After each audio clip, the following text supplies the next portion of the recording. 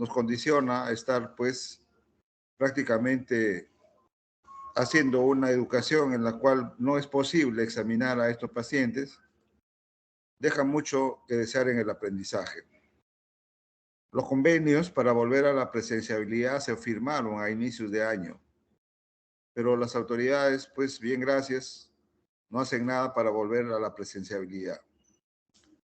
Los profesores de alguna manera, entendiendo que el alumno que ya está por salir de la universidad tiene que tener un conocimiento general. El curso de traumatología es para tener un conocimiento general, en la cual nosotros vamos a poder tener un enfoque de la fractura, entender su mecanismo de producción, entender una clasificación, un examen clínico y tener alguna pauta de tratamiento.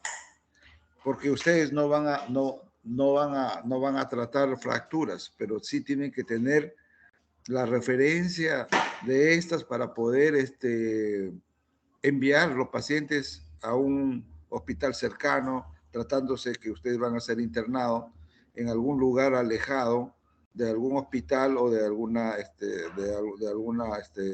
centro de salud o posta de salud. En los hospitales también tienen pues que derivar pacientes. Y si ustedes no lo llevan a ese paciente en forma adecuada, instalándose una terapia antibiótica endovenosa, por ejemplo, en el caso de fracturas abiertas o con exposición de partes blandas, un antibiótico adecuado, un vendaje, una inmovilización. Eso es importante en la práctica. Bueno, esperemos de que poco a poco se vayan reintegrando a la presenciabilidad si es que la universidad lo dispone, porque no tenemos ningún comunicado. Y el otro aspecto es el recorte de las clases, que para mí es una situación antiacadémica. He hablado con las autoridades, pero me dicen que pues tienen que adecuarse a esta disposición. No nos han enviado nada escrito, todo es algo informal y eso no está bien. Ustedes son los perjudicados. Hemos recortado las clases en la cual pues no hay una patología que ustedes van a tratar en forma directa o ver en algún momento de su serums o de su internado. Muy bien, las clases son clases de exposición en la cual se haga un marco teórico muy sucinto respecto a la patología. No es que vayan a hacer una clase magistral de 2, 3 horas, no. 40 minutos para hablar puntualmente de lo que es el ítem a desarrollar. Esta primera clase está relacionada a entender cómo voy a hacer un examen clínico en un paciente. Si no puedo examinar a un paciente en el hospital, pues lo haré con algún familiar, con algún amigo, con algún compañero de estudios, pero que entiendan cómo puedo examinar un hombro, qué articulación, qué movimiento, qué músculo, cuántos grados de compromiso articular voy a tener. Y luego, pues, mirar un diagnóstico presuntivo. En la historia clínica, lo más importante es el mecanismo de producción de la fractura. No hay ninguna fractura que no tenga un mecanismo de producción. Entonces, eso es básico para entender cómo los fragmentos se van a comprometer. Y esto es determinante en la condición de que cuando clasifique a la fractura, solamente mirando la radiografía yo ya voy a analizar cómo es que el mecanismo ha producido esta lesión. Clasificarlo es entender cómo los segmentos del esqueleto están ahora numerados para entender una clasificación que nos vaya a evaluar la fractura y el pronóstico que tiene la fractura. Y la segunda parte del objetivo de hoy día es aprender a clasificar la fractura. Clasificarlo y entender qué método de estabilización voy a emplear. Qué fuerzas actúan en el hueso para producir los distintos tipos de fractura. El aula invertida es una modalidad en la cual el alumno debe preparar la clase, pero no solamente el que va a exponer, sino todos, porque si no, pues no tiene un aprendizaje. Muy bien, ¿quién va a iniciar la primera clase? ¿Alumno?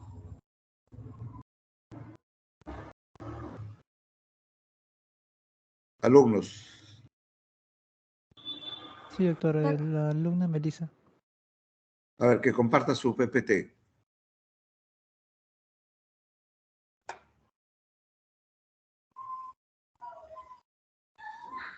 El examen de evaluación ahora va a ser uno solo, uno único al final del curso, un examen de 40 preguntas de teoría, 10 preguntas de cada seminario y 10 preguntas de radiografías en la cual van ustedes a ser evaluados el aspecto de lo que acabamos de decir.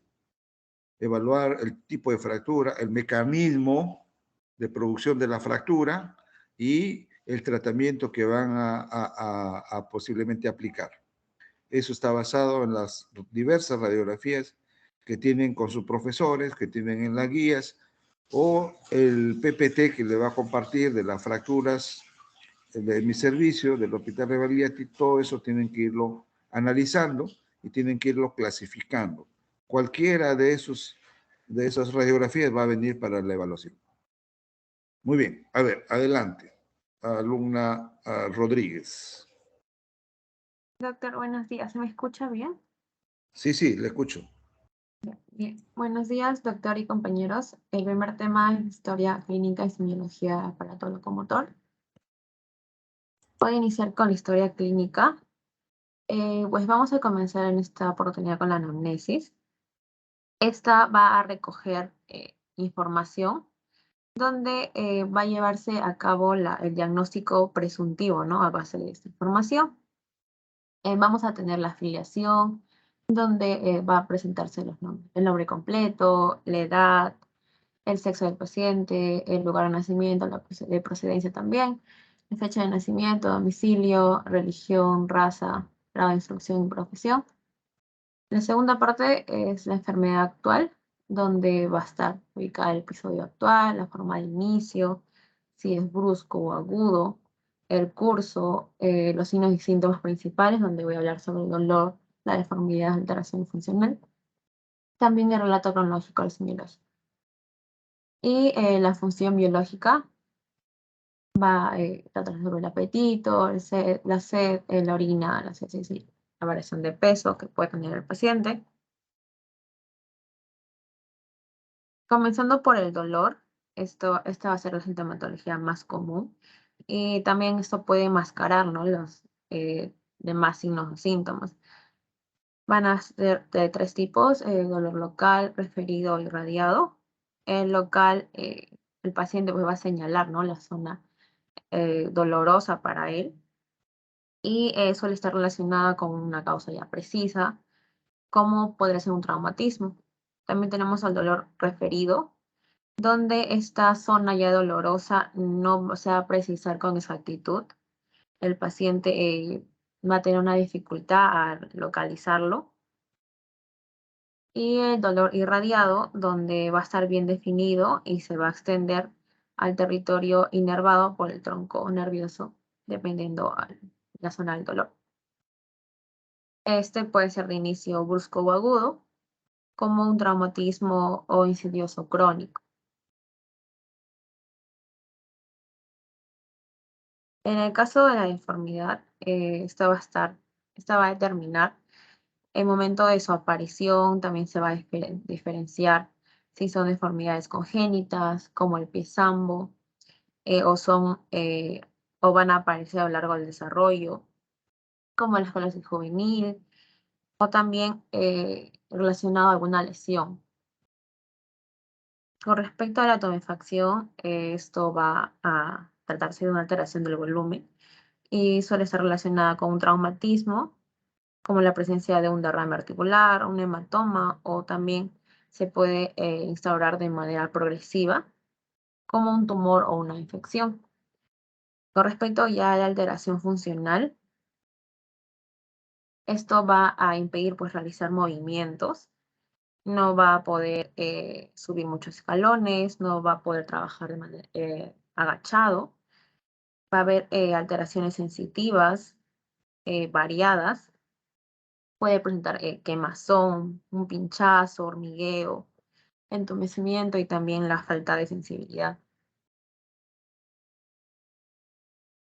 En los antecedentes personales vamos a tener generales, fisiológicos, patológicos, familiares, que ya hemos llevado en los anteriores segmentos. Y con respecto ya a la exploración clínica, este va a completar con datos objetivos, ¿no? De esta información que va a ser recogida en el interrogatorio con el paciente. Para esto el paciente pues, va a estar descalzo y convenientemente pues, vestido para así poder apreciar la marcha del paciente. Se va a usar una cinta métrica, el goniómetro, el martillo de reflejos, para explorar de manera, hacer una exploración osteoarticular. Esta exploración va a estar incluyendo la inspección, la palpación, la movilización, este segmento esquelético patológico del paciente, y también se puede agregar las maniobras, ¿no? Especiales. Con respecto a la inspección, se suele observar y mirar la constitución, la marcha, la simetría de sus extremidades, las posturas y las limitaciones que va a presentar. Al inspeccionar de manera local en esa zona afectada, pueden apreciarse cicatrices cutáneas, equimosis, heridas, alteraciones de la vascularización superficial, también las deformidades óseas o articulares, la tumefacción, alteraciones del eje, atrofias, también las actitudes antiálgicas adoptadas para mitigar el dolor. Y con respecto a la palpación, se puede visualizarlo en la piel, sobre las partes blandas, articulaciones y los huesos también. Y esto va a tener como objetivo detectar un cierto derrame articular, edemas, inflamación de las partes blandas, también si la temperatura cutánea o superficial, las zonas dolorosas o ciertas alteraciones de la sensibilidad que puede tener. Se va a valorar la continuidad de las estructuras óseas, musculares o tendinosas, también la existencia de los pulsos periféricos, ¿no? Y explorar la percusión con los reflejos tendinos. Con respecto a la movilización, vamos a realizarlo bajo 3 puntos de vista. La movilización activa, la pasiva y la anómala. En la activa, este va a reflejar el arco de movilidad que el paciente puede ejercer sin un dolor importante.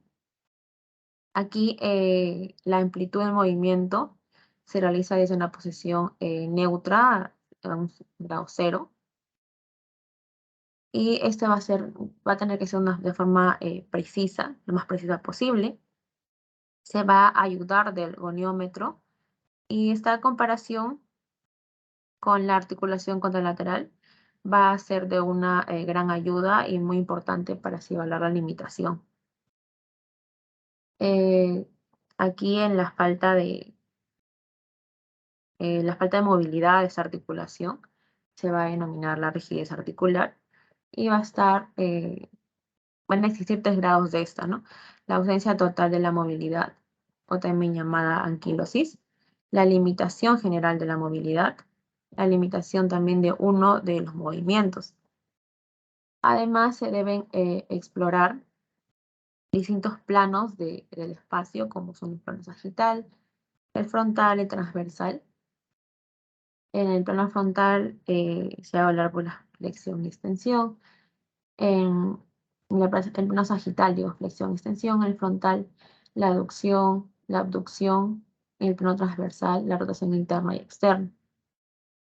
Con respecto a la movilidad pasiva, vamos a tener que el dolor intenso, la parálisis muscular, la incompetencia tendinosa, va a provocar una limitación en el movimiento activo.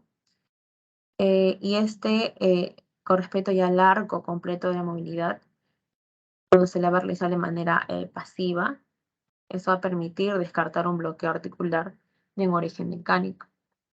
Y con respecto a la movilidad anómala, eso suele corresponder a un aumento en la movilidad articular, también por una laxitud, o una luxación, hiperlaxitud, o una fractura aguda, o una falta de consolidación en el segmento óseo. Y en la segunda parte de la exposición va a ser sobre la semiología del aparato locomotor. Vamos a comenzar con la semiología del hombro. Va a presentar 4 articulaciones. La del hombro es de tipo sinovial y degenera en artrosis. Estas 4 articulaciones van a ser la articulación glenumeral, la articulación subacromial, acromioclavicular y escapulotorácica. Con respecto a los movimientos de esa articulación, va a ser la flexión, extensión, abducción, aducción, rotación medial y lateral, y los tensores de la cápsula. En la flexión va a comprometer los músculos del pectoral mayor, la parte clavicular, el deltoides y los sinérgicos, coracoclavicular, auxiliado por el bíceps braquial. En la extensión, el músculo deltoides, la porción espinal y los sinérgicos, el redondo mayor, dorsal ancho, la porción larga del bíceps braquial. Con respecto a la abducción, está comprometido el músculo deltoides, la porción acromial, y los sinérgicos como el supraespinoso. En la aducción está el pectoral mayor, el dorsal ancho, y como sinérgicos el redondo mayor, porción larga del tríceps. En la rotación medial, el músculo supraescapular, los sinérgicos el pectoral mayor, el deltoides, la parte clavicular de este, el dorsal ancho y redondo mayor. En la rotación lateral, al músculo infraespinoso, los sinérgicos como redondo menor, la porción espinal del deltoides, en los tensores de la cápsula, el supraescapular e infraespinoso, y los sinérgicos, el supraespinoso y redondo menor. Aquí puso unos gráficos donde los va a explicar de manera didáctica con las flechas. Con respecto a la anamnesis, el dolor del hombro suele conocerse la localización, la intensidad y el tipo de dolor, como también su etiología. Puede ser de carácter mecánico y de predominio nocturno, especialmente si la patología es el manguito de los rotadores. Y si la patología es aguda, traumática o no lo es, el paciente se va a recoger el hombro afectado con el contralateral y no va a poder mover la articulación. Una contractura refleja de toda la musculatura que va a envolver esto. Con respecto a la inspección, va a estar la parte anterior y posterior.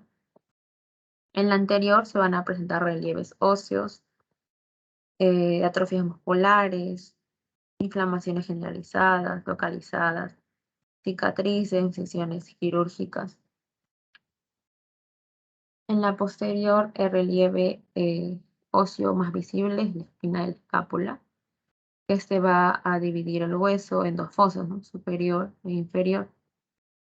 En la superior va a albergar el músculo supraespinoso y en el inferior el infraespinoso y el redondo menor.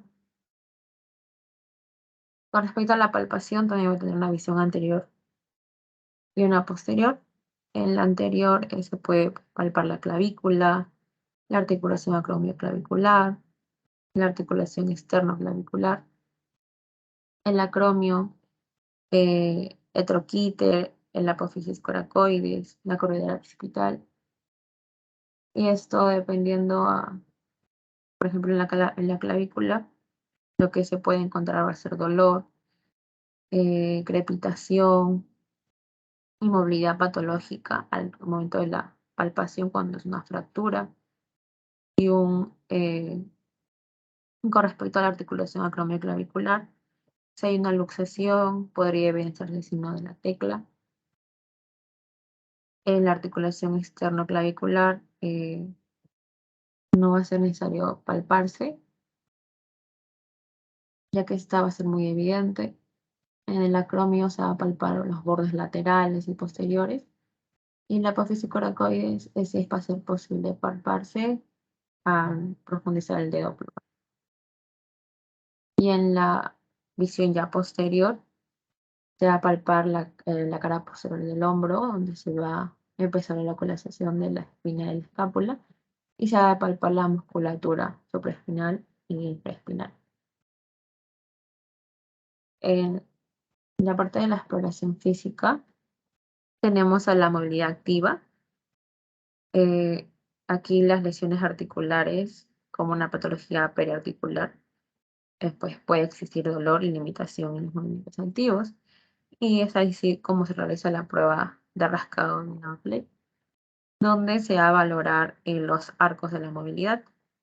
Es así como el paciente pues, va a intentar tocarse los bordes superiores e inferiores del borde medial de la escápula. En la primera imagen se puede ver esa prueba.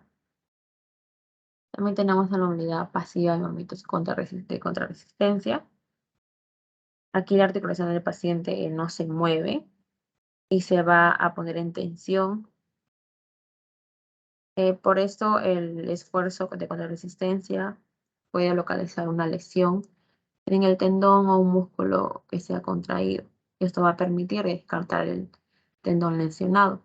Tenemos a las maniobras exploratorias como la rotación externa resistida, donde también podemos entender la rotación interna resistida o la prueba de Gerber, donde esto va a explorar el músculo subescapular y se le va a realizar la separación de las manos desde la columna lumbar contra resistencia. Tenemos también la abducción resistida, el test de Hove, con el brazo en abducción de 90 grados y con el codo extendido y los pulgares hacia abajo. Se va a pedir que eleven los brazos de manera de contrarresistencia. La flexión resistida, el palm up test, donde se va a explorar la posición larga del bíceps. La extensión resistida va a ser de manera que el codo va a estar flexionado y se va a realizar la extensión del miembro superior de manera contra resistencia y se va a explorar el músculo redondo mayor y el deltoides. Con respecto a la semiología del codo y el antebrazo, al flexionar y extender, este puede disminuir o aumentar la longitud relativa de esta extremidad superior y va a comprender la articulación del codo. Tres articulaciones: la articulación humerocubital, que va a ser de tipo sinovial, de género trocleotrosis. La articulación húmero-radial, también sinovial, de género condiloartrosis. La articulación radiocubital superior, de tipo sinovial, de género trocoide o rotatorio. En los movimientos vamos a tener la flexión del codo, donde va a estar involucrado el braquial, el bíceps braquial. Aquí la braquioradiálisis, flexión rápida, va a ser una ausencia de esa resistencia. La extensión del codo, donde va a estar involucrado el tríceps braquial. En la conio lo va a ayudar, pero de manera débil. La supinación, donde va a ser involucrado el supinador y el bíceps braquial. La pronación, donde va a estar también involucrado el pronador cuadrado y el pronador redondo. En la inspección tenemos que se va a detectar si hay una inflamación generalizada o localizada. En la visión anterior, el brazo va a estar en extensión y pues va a haber una referencia en la parte anterior. La posterior es en el codo, en la extensión completa. El antebrazo en supinación y se va a observar desde atrás. El brazo y el antebrazo va a formar un ángulo abierto hacia afuera.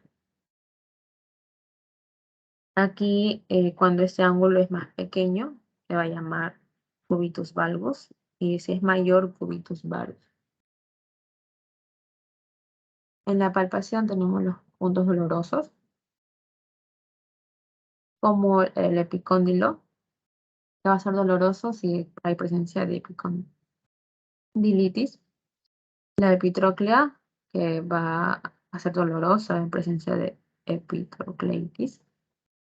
El capitelium, que va a ser doloroso en la osteocondritis secante, la cabeza del radio va a ser dolorosa en una fractura, osteocondritis o en una epicondilitis atípica. La presencia del olecrano va a ser dolorosa en la entesitis del tríceps y también en la fascitis olecraniana.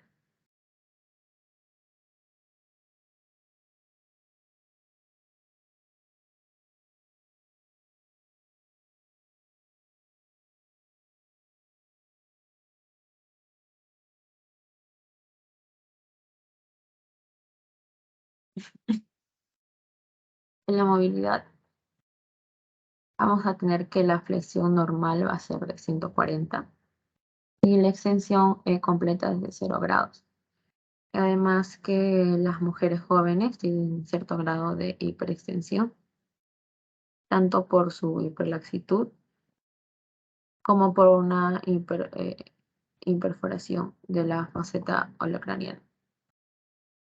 Aquí la pronación es de 85 grados en flexión del codo y con este pegado al cuerpo, y la supinación de 85 con el codo en la misma posición. Debe haber una limitación en la movilidad del codo si se ven afectadas de manera reumática, artropatías inflamatorias o traumáticas.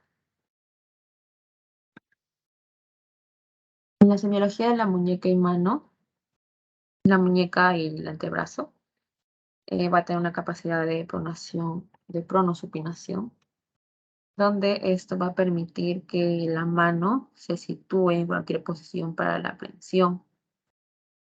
Va a constar de 2 articulaciones, la radiocarpiana, que va a ser de tipo sinovial, de género condyloartrosis, la articulación cúbito-piramidal, de tipo sindesmosis del género ligamentaria. Y con respecto a los movimientos que van a realizar, la flexión, donde va a comprometer el flexor corto del pulgar, y el oponente del pulgar ayudado por el flexor largo del pulgar. La extensión, el aductor largo y el extensor corto y largo del pulgar.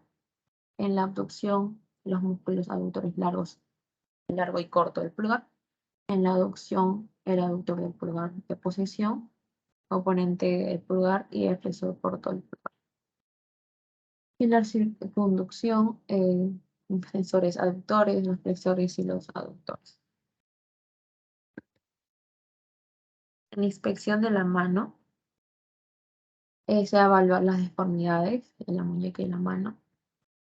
Con respecto a cuando hacen la pronación y la extensión, esos suelen estar pues alineados. En la muñeca, la desviación radial de la mano o el marco radial o la desalineación en bayoneta. También tenemos la deformidad de Madelung, que el radio va a ser excesivamente largo y se va a incurvar. En la artritis reumatoide habrá una deformidad radial de la muñeca, una subluxación dorsal y una desviación cubital de los dedos a nivel del metacarpo falángico. En la inspección de la mano tenemos la presencia de acromegalia, que va a ser una mano muy grande. En las palillas de tambor se hay una presencia de una enfermedad cardiopulmonar. Las manos en garra, que las metacarpofalángicas están en hiperextensión y las interfalángicas proximales y distales están en flexión. La mano simiesca, donde hay una pérdida de la capacidad de oposición y de la flexión del pulgar, con una retracción de la primera comisura. En la mano del predicador, donde va a consistir de una hiperextensión de metacarpofalángica del cuarto y quinto dedo, secundaria a una parálisis del nervio cubital. En la inspección de la palma y de los dedos de la mano, vamos a tener la enfermedad de Dufunten, donde se va a visualizar la presencia del engrosamiento malocutáneo, con una retracción intensa de uno o más dedos. También tenemos en los nódulos reumáticos, el de Bouchard y de Everden. El de Bouchard va a comprometerse las articulaciones interfalángicas proximales y Everden las interfalángicas distales. La deformidad también del cuello del cisne. Como en la imagen, va a haber una flexión de las interfalángicas distales con una hiperextensión de la proximal. Y la deformidad en Boutonniere, donde va a haber una hiperflexión de las interfalángicas proximales y distales. En la palpación, a nivel de la articulación radiocubital inferior, se va a buscar dolor, inestabilidad, después de una fractura de la extremidad distal del radio. A nivel de articulación radiocarpiana, la tabaquera anatómica, se va a palpar. A nivel de articulación trapecio metacarpiana, se va a palpar el dorsal como palmar es dolorosa. En la artrosis basal del pulgar, a nivel de metacarpa falángica del pulgar, se va a valorar la estabilidad y no es muy frecuente la ruptura de este ligamento colateral cubital. En la exploración física de la muñeca, vamos a tener la articulación radiocarpiana y la mediocarpiana. Aquí va a haber dos ejes, la antero-posterior del flexo extensor palmar dorsal y la transversal de inclinación radial y cubital. En la exploración de la física de la mano tenemos a los signos de Pinel, donde se va a percutir la cara palmar de la muñeca. Se va a detectar la compresión también del nervio mediano en la cara, en el canal del carpo, y se va a desencadenar un tipo de corriente eléctrica. En el test de Follen, la flexión de la muñeca, mantenida más de un minuto, va a despertar ciertas parestesias y dolor en el pulgar y en los dedos centrales de la mano, cuando se va a presentar el síndrome del canal carpiano, síndrome carpiano. El test de Follen invertido también se mantiene con una flexión dorsal máxima, con las palmas unidas. El signo de Bromet se va a coger un papel y el pulgar. Se va a coger un papel y el pulgar y el borde radial del índice. Con respecto a la semiología de la cadera y pelvis, tenemos la articulación coxofemoral, que va a ser la articulación novial, el degenera en artrosis. Va a presentar ligamentos como el iliofemoral, el isquiofemoral, el pubofemoral. Esto es para prevenir la excesiva extensión de la cadera. El pubofemoral también una abducción excesiva. Y esos tres mencionados, una extensión de rotación interna. Van a presentar los movimientos de rotación medial, lateral y circunducción. La rotación medial a partir de la parte interior del glúteo medio y menos limitado por el ligamento isquiofemoral. El obturador interno, externo, piriforme, cuadrado femoral y glúteo mayor, que va a estar limitado por la banda lateral del ligamento iliofemoral. Y la circunducción, donde están todos los músculos anteriores, posteriores, mediales y laterales también. En la inspección va a ser de cúbito. Aquí se va a observar, se va a inspeccionar la cresta ilíaca, también la espina ilíaca anterosuperior, el origen del ligamento inguinal y del músculo sartorio. También se va a estudiar la marcha, como la marcha antiálgica, donde el paciente se va a inclinar sobre el lado afectado para evitar la contracción de la musculatura abductora y así también disminuir la carga en la cadera lesionada. También tenemos a la marcha en Trendelenburg por una debilidad unilateral del glúteo medio.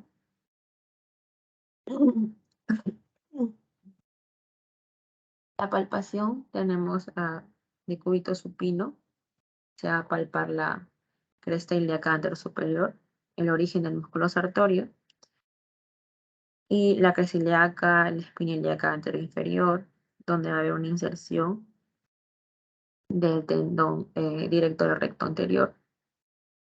También el decúbito lateral, donde se va a palpar el trocánter mayor. También puede presentar una bursitis trochanterior. También en decúbito prono se va a palpar la espina ilíaca posterior superior, la sacroiliaca, el sacro y el coxis. En la exploración se va a valorar, se ayuda en la dismetría de las extremidades inferiores.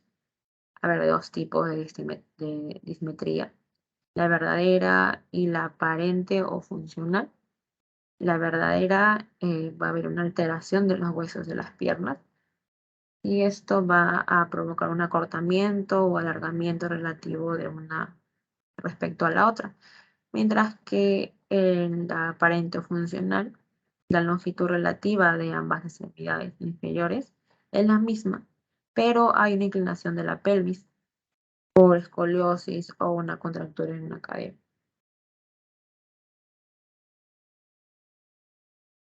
Va a haber movimientos de la cadera y con respecto a la flexión va a ser de 110 a 120 grados. En extensión de 10 a 15 grados. De aducción de 45 a 60 grados. De aducción de 30 grados. Y la rotación interna de 30 a 40 grados. Y la rotación externa de 45 grados. En las maniobras especiales tenemos al test de Schindler.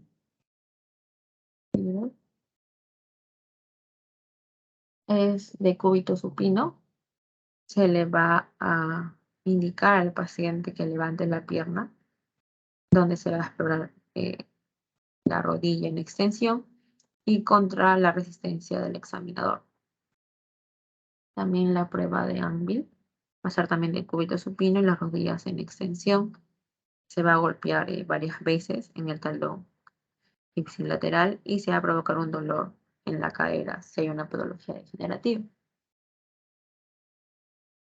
También la exploración de la cadera del recién nacido. Tenemos al test de Galeas-Willis. Aquí las caderas y las rodillas van a estar en su máxima flexión y se observa si las rótulas van a estar en el mismo plano y es útil también para niños mayores o para neonatos. El signo de Hart o test de la abducción, donde se va a poner en manifiesto una limitación de esta abducción en su máxima flexión de la cadera y si hay una luxación congénita. La prueba también de Ortolani, donde va a estar el cúbito supino.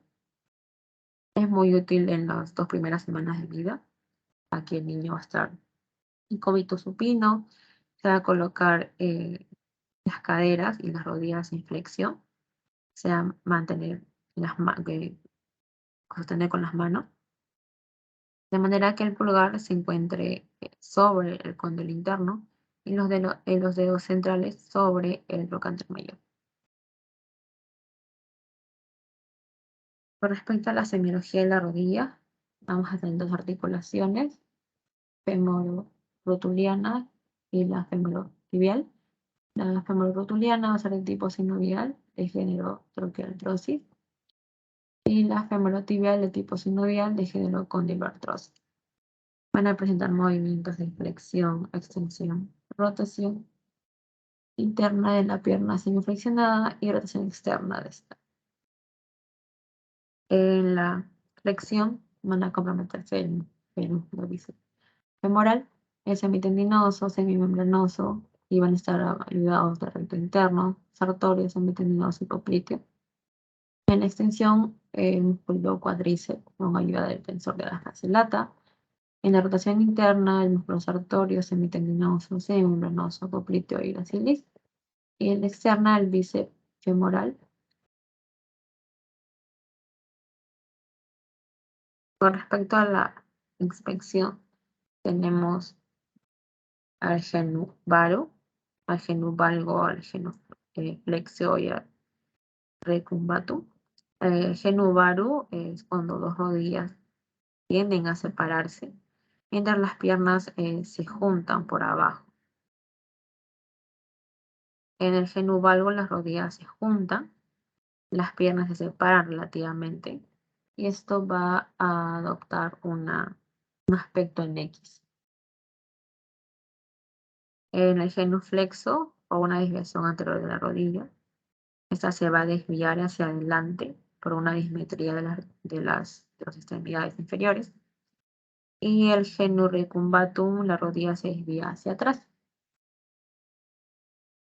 En la palpación se va a valorar el aumento del calor local de toda la rodilla, sinovitis o infección, o de una parte de la rodilla por una bursitis localizada.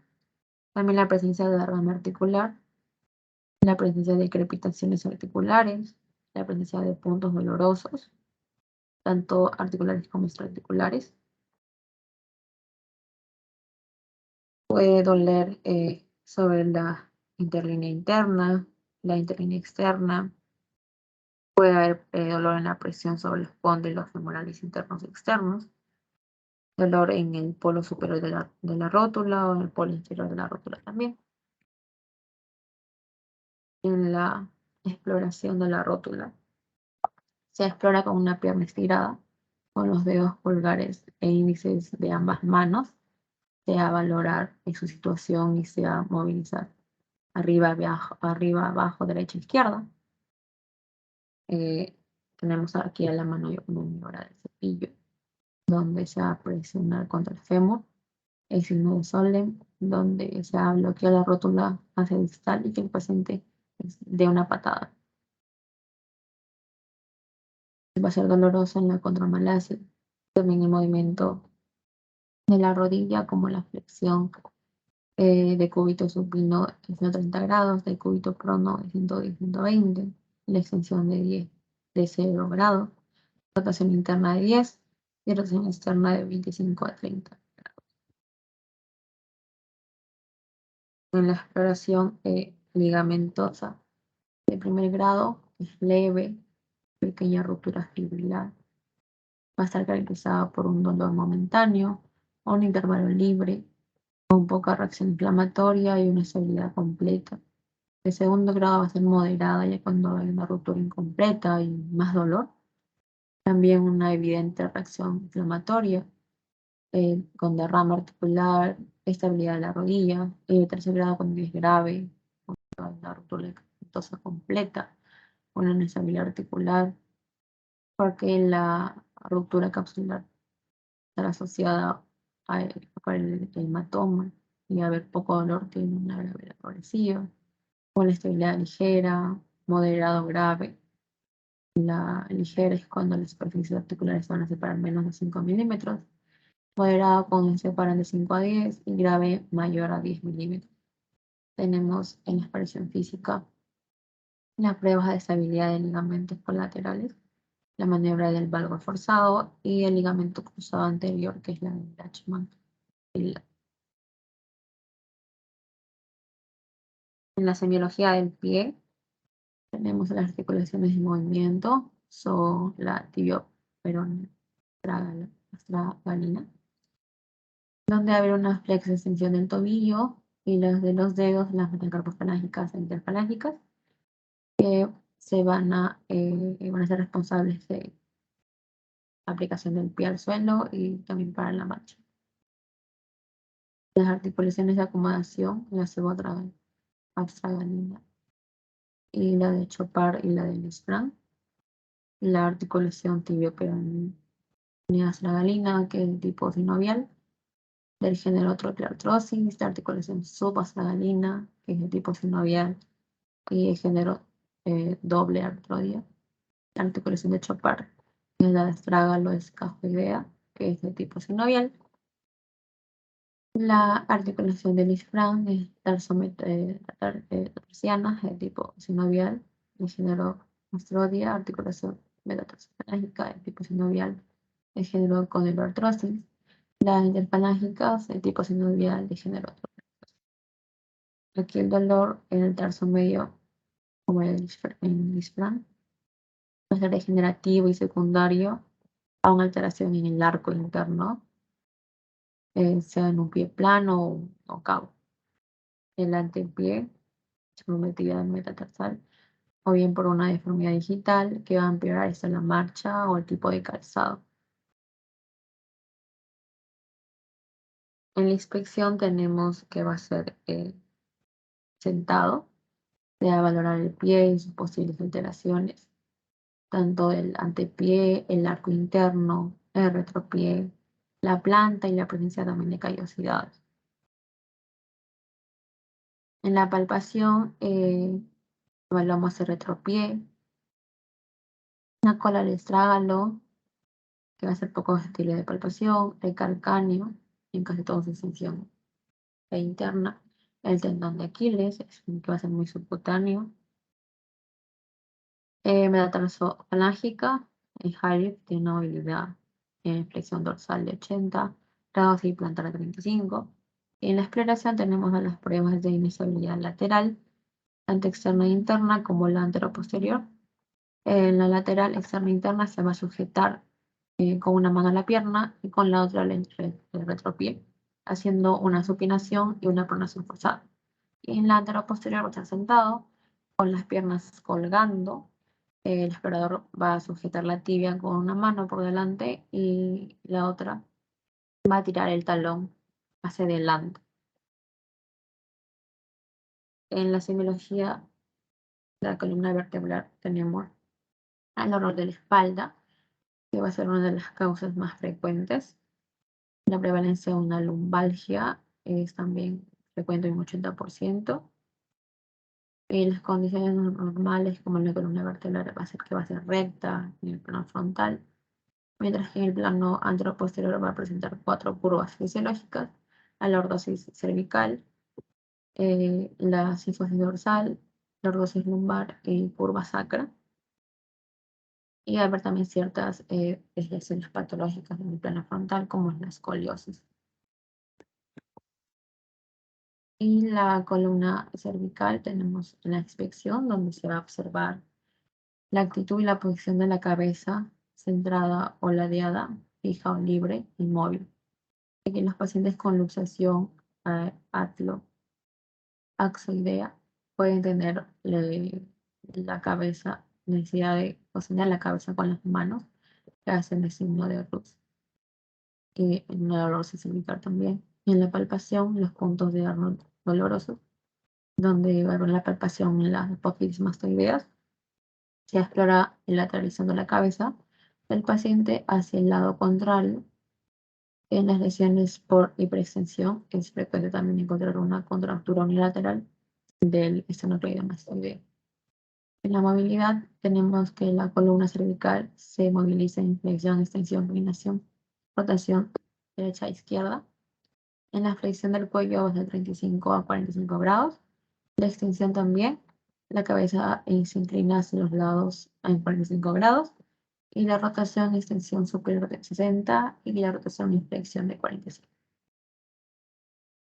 Y la maniobra de Valsalva, que va a ser paciente, le va a hacer una fuerza, como si quisiera soplar sobre el borde de la mano con el dedo pulgar en la boca. O con el dedo pulgar en la boca, y este aumento, esta presión intraabdominal, va a provocar un aumento en la presión intraabdominal. Y va a ser positiva cuando se disminuya el espacio. Y eso sería todo por mi parte, doctor. Gracias. Muy bien. Hay que tratar de tener más cantidad de imágenes que marco teórico, que ustedes lo leen nada más. El aprendizaje para leer una diapositiva, pues no es bueno. Hubiese sido mejor que ustedes tengan imágenes de lo que están hablando y explicarlo. Porque si no, esta lectura pues es un poco tediosa. A ver, ¿qué dice alumna Tupa? Alumna Tupa, ¿me escucha? Doctor, es alumno. Alumno, perdón. Alumno Tupa. Si yo tengo un paciente que viene con un traumatismo en la muñeca, o sea, sufrió una caída, y acusa dolor en la tabaquera anatómica, ¿qué sospecharía usted por el examen clínico? ¿Fractura de qué hueso?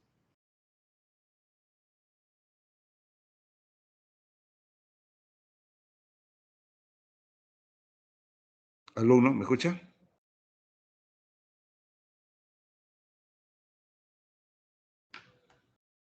Bueno, doctor, disculpe, dijo tabaquera anatómica, ¿no? Sí. ¿Me escucha o no? Sí, podría ser fractura a nivel del escafoides. Escafoide, ¿qué más? ¿Qué otro hueso se podría comprometer? ¿Ven? Ustedes Mm, demoran en contestar, es porque están buscando información. Ese es el aprendizaje, el mal aprendizaje en educación virtual. El alumno no es consciente de aprender. ¿Ah? Esa es la realidad del estudiante peruano, pues no aprende por sí solo. Por eso es que estas clases no tienen mayor significado si que ustedes no han revisado el tema. ¿Entendido? Si yo tengo ahí la tabaquera anatómica, pues hay dos huesos, uno de la primera fila del carpo y otro de la segunda. Escafoides o trapecio. Si hay dolor en la tabaquera, posiblemente haya un problema óseo, puede ser una fisura, puede ser una fractura, o puede ser una contusión traumática que vaya a llevar a una necrosis avascular, especialmente del escafoides. Y podríamos hablar mucho más, pero las cosas puntuales tienen que explicarse en una diapositiva donde nos muestren las imágenes que tengamos nosotros que detallar el conocimiento y explicar las causales, no solamente del examen clínico, sino también de la patología propia de las fracturas, como es el dolor, la disfunción y la deformidad. Muy bien, el segundo ponente.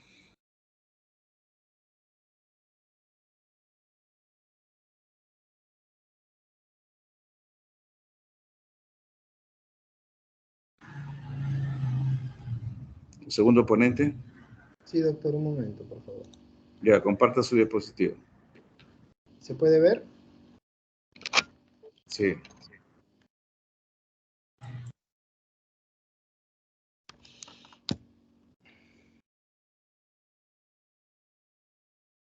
Bien. Buenas tardes, doctor. Buenos días, perdón. Buenos días, doctor. Buenos días, compañeros. Bien, en esta oportunidad les voy a hablar sobre las generalidades y complicaciones de las fracturas. Soy el alumno Romero Cerrón Guido Luis. Entonces pasamos a definir rápidamente qué cosa es una fractura. Es una solución de continuidad del hueso, ¿sí? Y esta puede tener múltiples presentaciones. Puede ser una fractura simple, con un solo trazo, o puede ser una fractura con múltiples fragmentos. Y esto va a depender mucho del mecanismo de acción que lo va a producir. Ahora, pero de ello vamos a hablar un poco más adelante. De acuerdo a los tipos de fracturas, pueden ser cerradas o simples, o abiertas o expuestas. Dentro de las fracturas cerradas vamos a tener que la solución de continuidad no va a sobresalir o no va a sobrepasar a la piel. Puede haber una lesión en la piel, sí, pero esta no va a perder su continuidad y no se va a romper. Y siempre va a permanecer intacta. Mientras que en la fractura abierta, sí, la solución de continuidad puede romper la piel y puede exponerse al medio externo. Vamos a ver que este tipo de fractura es la más peligrosa, ya que puede estar expuesta a una infección. Bien, también vamos a tener a las fracturas por traumatismo directo o traumatismo indirecto. Las producidas por un traumatismo directo es porque va a haber un impacto directo sobre el hueso, y esto va a lesionar la piel, pero también la musculatura adyacente, ¿no? Lo que puede producir que se fracture el hueso, generando una fractura abierta. Las fracturas por traumatismo directo se van a relacionar bastante con estas fracturas abiertas, mientras que las fracturas por traumatismo indirecto va a ser una fuerza aplicada, pero no en el centro del hueso, sino en una parte proximal o distal a ella, en la cual va a vencer los límites de su esfuerzo del tejido óseo, produciéndose la fractura. Bien. Entonces, con respecto a las fuerzas que pueden imprimirse para que se pueda producir una fractura, van a ser múltiples. Vamos a tener una variedad de fuerzas. Tenemos a la fuerza de compresión, las cuales se caracterizan ¿por qué? Vamos a tener, por ejemplo, en esta imagen, vamos a tener dos fuerzas que van a ir dirigidas en la misma dirección, es decir, hacia el centro del hueso, pero en sentidos opuestos, ¿no? Ahora, este tipo de fractura, si es un hueso largo, nos va a producir una fractura de tipo oblicua, y si es un hueso corto, como un cuerpo vertebral, nos va a producir una fractura por aplastamiento. Pero cuando las fuerzas se dirigen en sentido contrario, vamos a tener que son fuerzas de tensión o de tracción, y estas nos van a producir una fractura transversa, ¿no? Un corte horizontal o transverso al eje longitudinal del hueso. Fracturas transversas por fuerzas de tensión.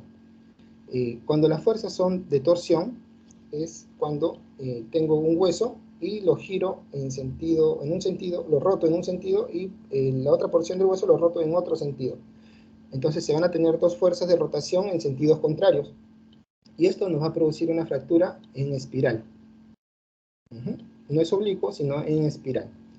Y cuando hay fuerzas de flexión o de doblado, nos va a generar una fractura tanto en cuña como en ala de mariposa. Esta de acá vendría a ser el ala de mariposa. Ahora, pero también pueden haber fuerzas cortantes que nos van a producir fracturas por cizallamiento, y es cuando tenemos dos fuerzas que están contrapuestas en sí, produciendo deslizamiento, una ruptura del hueso con deslizamiento de ambas superficies. Ahora, aquí hay unas características de las fracturas. Por ejemplo, la fractura por flexión es el mecanismo de fractura más frecuente a nivel de los huesos largos. Va a ocurrir un desplazamiento del hueso sobre su eje, por lo que se incurva, y se caracteriza porque presenta un ala de mariposa. Ya vamos a ver más adelante una radiografía. Las fracturas por rotación, como mencioné, nos van a dejar una fractura en espiral, porque las fuerzas contrarias van a ser en rotación, en diferentes sentidos. Las fracturas por cizallamiento van a producir un deslizamiento de ambas porciones óseas fracturadas. La fractura por compresión y la fractura por tracción, también que hemos mencionado. Aquí, básicamente, nos presentan en imágenes radiográficas la fractura, como es un corte o una fractura transversal, en la imagen A, es transversal al eje longitudinal del hueso.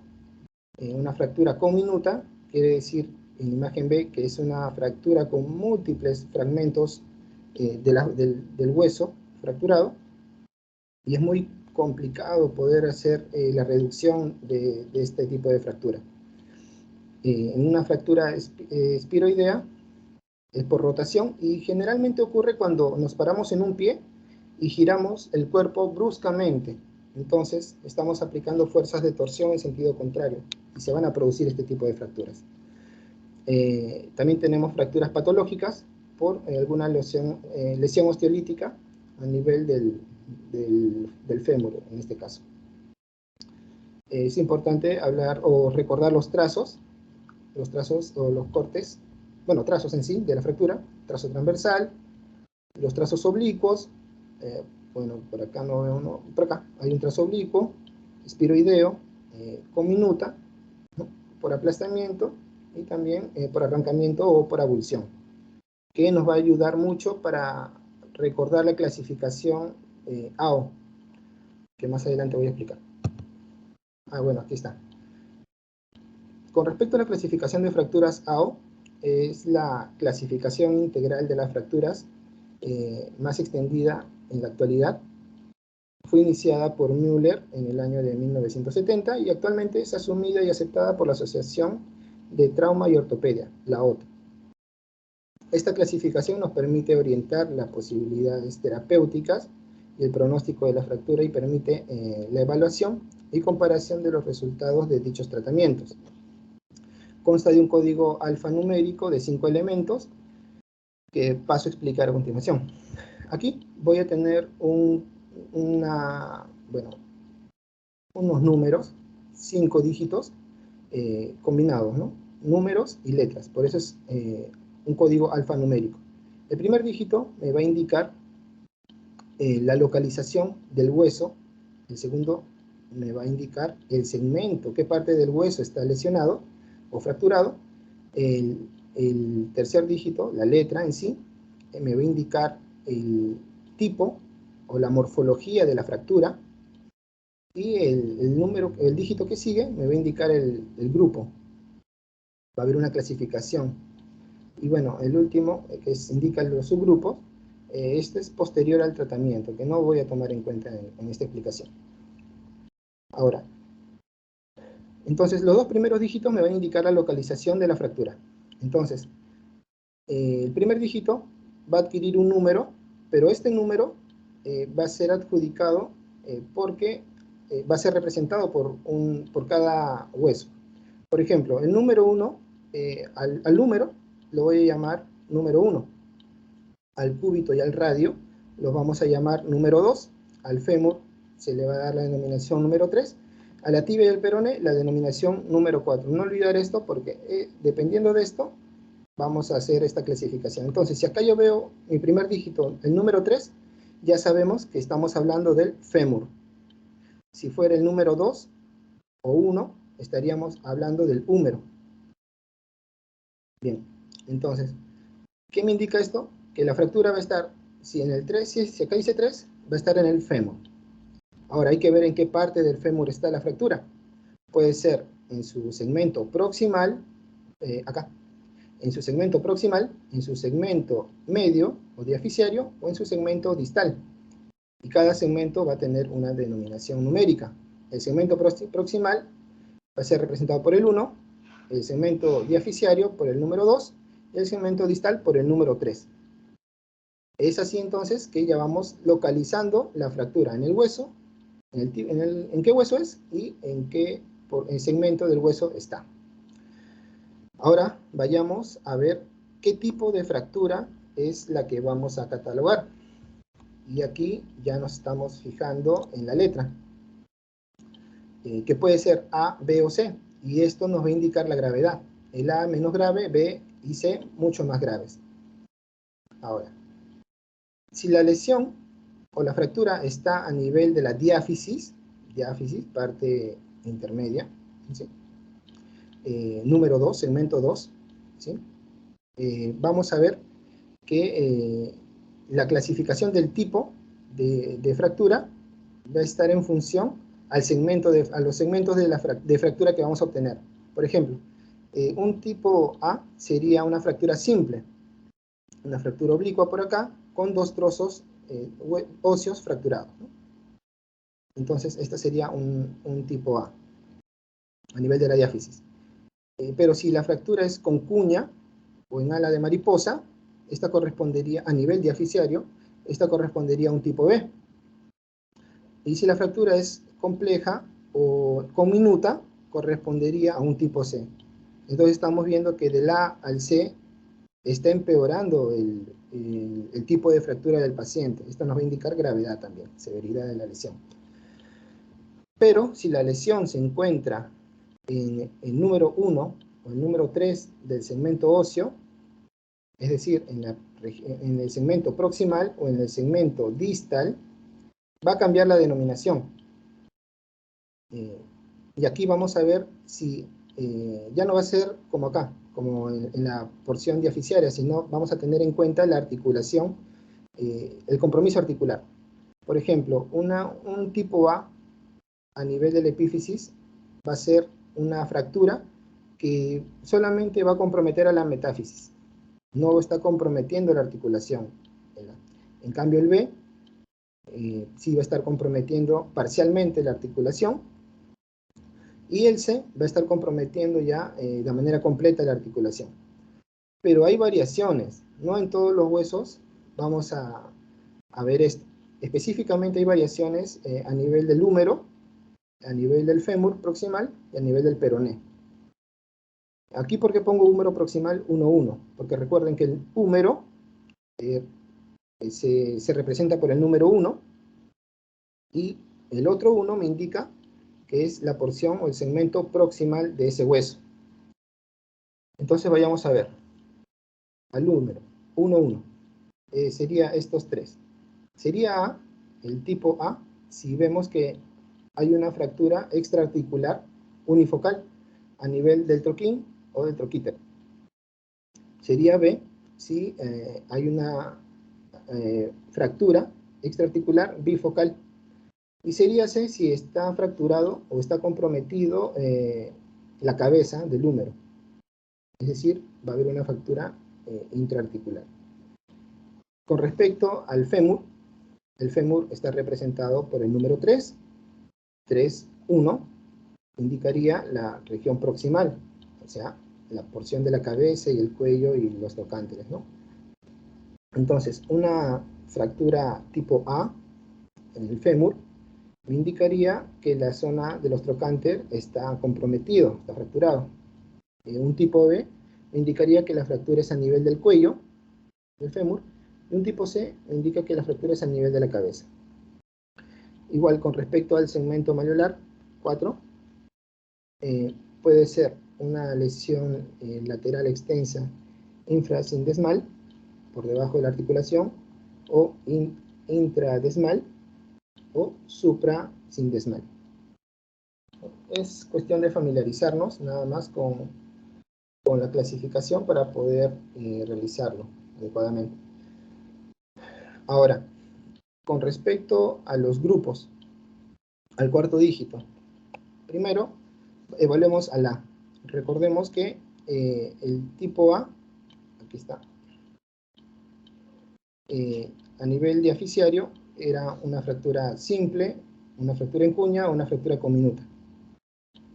Pero en este caso vamos a ver que el A, si es un A1, va a ser una fractura simple, espiroidea, o por rotación. En una 2 es una fractura por flexión con un ángulo mayor de 30, mientras que un A3 sería una fractura por flexión también, pero con un ángulo menor de 30 grados. Un B2 sería una fractura espiralada, pero con cuña, un B1. Un B2 sería una fractura por flexión en cuña, y un B3 sería una fractura en cuña, pero múltiple. Parecido a una comminuta, pero no. En sí, la cuña es la que está fracturada más que múltiples fracturas. Y en una fractura, bueno, en el tipo C, en el grupo C, vamos a tener fractura espiroidea múltiple, compleja.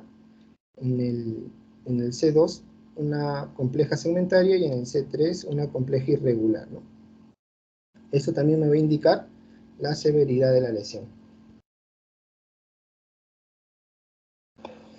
Ahora, esto a nivel del grupo, pero de la diáfisis. Ahora vamos a ver a nivel epifisiario. Y es algo parecido casi. En A1 vendría a ser una fractura metafisiaria simple, un A2 una fractura metafisiaria con cuña, un A3 una fractura metafisiaria compleja o comminuta. Una B1 sería una fractura a nivel del cóndilo externo, mientras que una B2 sería una fractura en el cóndilo interno, y una B3 sería una fractura en el plano frontal posterior. Un C1 sería a nivel articular metafisiaria simple, un C2 sería una fractura articular simple metafisiaria multisegmentaria, y un C3 sería una articulación compleja y metafisiaria multisegmentaria, como vemos acá. Bien. Ahora, podemos ver también que hay lesiones. Una fractura puede conllevar una lesión de las partes blandas, y esas también se pueden clasificar. Ahora, ¿qué clasificación se utiliza? Igual, el AO. Pueden ser una fractura cerrada, pero sin lesión de la piel, sin lesión del tegumento, como vemos acá. Es una fractura, una solución de continuidad, es más parece que hay un hematoma, pero la piel está intacta, no está comprometida. Ahora puede haber una fractura cerrada también, con contusión en la piel, pero igual no hay exposición del hueso. En un IC3 podríamos ver un degloving circunscrito, una laceración a nivel de la piel, y en un C4 un amplio degloving cerrado. Ya en un C5 vamos a poder ver presencia de áreas de necrosis a nivel de la contusión, pero siempre en una lesión cerrada, una fractura cerrada. Mientras que la clasificación de partes blandas con lesión abierta de la piel, un IO1, vamos a tener una rotura de la piel desde adentro hacia afuera, como vemos por acá. El IO2 indica una rotura de la piel desde el exterior, pero con un diámetro menor de 5 centímetros. Y como es del exterior, entonces la porción o la parte blanda va a estar contusa. Un IO3, acá, nos va a representar una ruptura de la piel desde el exterior, pero con un tamaño mayor de 5 centímetros. Y aquí va a haber una desvitalización del tejido de la piel en sí. ¿Por qué? Porque esta lesión lo que va a hacer es arrancar parte de músculos, nervios, vasos, arterias, venas, y eso va a producir que el tejido de la piel comience a morir en sí, ¿no? A desvitalizarse. Y un IO5 es un amplio compromiso de la piel, ¿no? Un degloving. Ahora, si bien es cierto, puede haber daño muscular, pero muy raras veces se va a dañar los tendones. Y las fracturas abiertas pueden dañar los vasos y nervios, produciendo justamente esta desvitalización de la piel. Con respecto a la exploración radiológica, es indispensable su utilización de las técnicas por imágenes, principalmente la radiología o el diagnóstico, para poder valorar la evolución de la fractura. Hay algunas características que se tienen que tomar en cuenta para utilizar adecuadamente esta técnica de imágenes. Por ejemplo, se debe realizar mínimo 2 proyecciones de la extremidad o el área fracturada, una proyección frontal y otra lateral. A veces se puede aplicar una proyección oblicua, pero siempre manteniendo al paciente estático. Lo que se tiene que mover es el tubo de rayos X, esta cosita que vemos por acá, el tubo que dispara los rayos X, tiene la capacidad de poder moverse. Entonces, para poder mantener una adecuada alineación de los huesos, o no empeorar en sí, o no comprometer alterar un compromiso mayor del hueso, se mantiene fijo al paciente. En caso de dudas, se pueden utilizar otras técnicas radiológicas, como la tomografía y la gamografía. Es importante mencionar que los datos clínicos que presenta la fractura en el paciente y las radiografías nos sirven para poder diagnosticar la lesión y poder establecer el pronóstico de ella también. Es importante siempre pedir una radiografía en casos de fractura, pero que nos muestren siempre las articulaciones, tanto proximales y distales, para ver que no haya compromiso secundario de ellas. Ahora vamos a hablar sobre el proceso de consolidación o reparación del hueso, cómo se va formando en sí el callo óseo. Entonces, el hueso, al ser un tejido conjuntivo altamente especializado, va a obtener una regeneración tisular completa sin cicatrización tisular residual. Entonces, el callo óseo va a pasar por varias etapas, varias fases, hasta llegar a la reconstrucción total, a nivel de la cortical y a nivel de su hueso esponjoso. Entonces, vamos a tener 3 fases. La primera va a ser la fase inflamatoria, y dentro de esta vamos a tener 2 fases, la fase de hematoma y la fase de proliferación celular. Con respecto a la fase de hematoma, vamos a ver que después de producirse la fractura se rompen los vasos sanguíneos a nivel del canal medular, la arteria nutricia y las venas centromedulares, generándose una hemorragia profusa que invade el canal medular, el trazo de la fractura y las partes blandas circundantes. Entonces, como consecuencia de esta fractura, lo que va a haber es la liberación de mensajeros celulares, factores de crecimiento y citoquinas. Dentro de estas vamos a tener a las prostaglandinas, a los factores de crecimiento transformante 0, factor de crecimiento insulínico 1 y 2, proteínas morfogenéticas óseas y factores de crecimiento diferenciado 8. Todas estas van a estimular a la proliferación de células mesenquimales, fibroblásticas y osteoblásticas, y también a la síntesis de proteínas inductoras de la osteogénesis, que promueven la diferenciación osteogénica y condrogénica, para poder comenzar a reparar el hueso dañado. Con respecto a la fase de proliferación celular, vamos a ver que las células que van a participar principalmente en este grupo son las células periosteales y medulares, las células mesenquimales indiferenciadas y la neoformación vascular capilar periosteal. Todo ello va a llevar a que se forme otra vez una matriz ósea a nivel trabecular y cortical. Siempre. En la etapa reparativa vamos a tener a la fase de diferenciación celular. Y bueno, entonces, para que se pueda dar esta mejoría, esta recuperación de la fractura y se forme el callo óseo, se necesitan dos condiciones en sí. Una condición mecánica y la oxigenación. Vamos a ver que con la inmovilización y una compresión adecuada, una compresión adecuada y la inmovilización inducen a la formación del hueso, manteniéndolo en un estado anatómico deseable para que vuelva a ser funcional más adelante.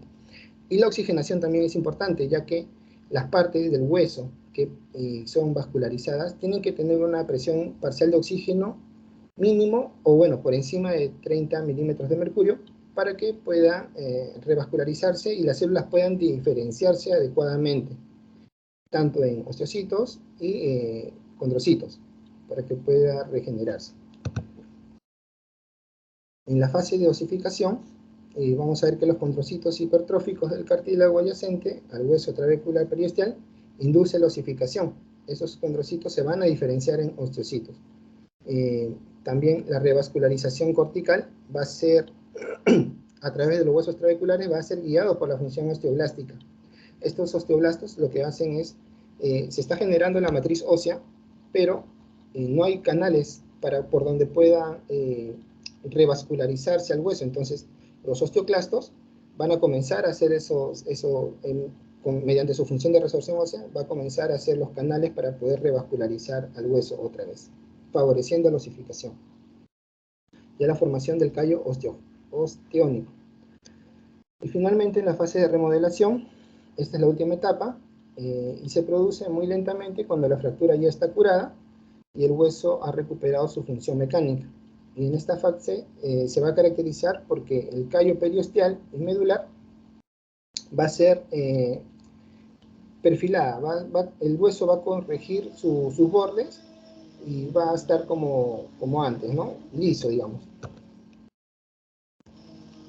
Ahora, los criterios de consolidación que podemos considerar para decir que un hueso ya, o una fractura ya está consolidada, vamos a ver que, primero, el paciente ya no va a presentar dolor, el miembro fracturado va a ser estable, ¿sí? Va a estar rígido, fuerte, y no va a haber dolor, como mencioné, cuando realiza alguna actividad funcional, alguna carga, algún peso, o cuando intente hacer movimientos anómalos, ¿no?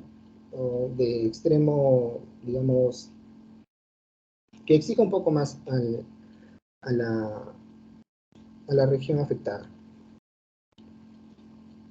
Entonces, en cuanto a los estudios radiográficos, lo que se va a observar es, bueno, la cortical, que va a estar ya continua, y esto se puede ver en proyecciones frontal, lateral y oblicuas.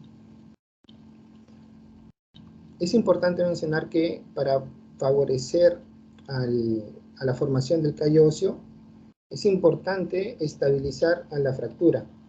Primero reducirla, luego estabilizarla. ¿Pero con qué? Con instrumentos de osteosíntesis, ¿no? Y aquí tenemos a los clavos, endomedulares, placas, fijadores externos, que van a disminuir la movilidad de la fractura y va a hacer que se unan esas porciones fracturadas, estén más cercas para que se genere la osteosíntesis, la osteogénesis, y sea mejor, se logre una mejor formación del callo óseo. Hay marcadores de laboratorio para ver cómo está yendo, o en las etapas del desarrollo del callo óseo, ¿no? Por ejemplo, vamos a tener marcadores de la reabsorción ósea como el telopéptidos carbono y nitrógeno terminal del colágeno 1, la piridinolina, la desoxipiridinolina, la fosfatasa ácida tartrato resistente y la catepsina K. Estos son marcadores de reabsorción ósea. Mientras que los marcadores de la formación ósea son el telopéptido N terminal del colágeno tipo 3, osteocal 77 ciña, y también el telopéptido N terminal del colágeno 1, que va a estar presente 12 semanas después de haber iniciado la fractura. También está la fosfatasa alcalina ósea. Todos estos entonces nos van a indicar cómo es que se va formando el callo óseo, ¿no? Sin necesidad de tomar o de hacer una radiografía, una técnica imagenológica. Ahora, en niños vamos a ver la presencia de dos tipos de fractura, las que ya había mencionado anteriormente, pero además vamos a aumentar dos tipos de fractura: las fracturas en tallo verde y las fracturas en rodete. En los niños, por presentar una mayor flexibilidad del hueso y también por tener un periósteo más grueso, al momento de imprimir una fuerza a nivel, por ejemplo, de la diáfisis del antebrazo, el hueso no se va a fracturar en sí, sino lo que va a hacer es va a doblarse, como si fuese una caña de maíz, ¿no? Un tallo de maíz, y algo así.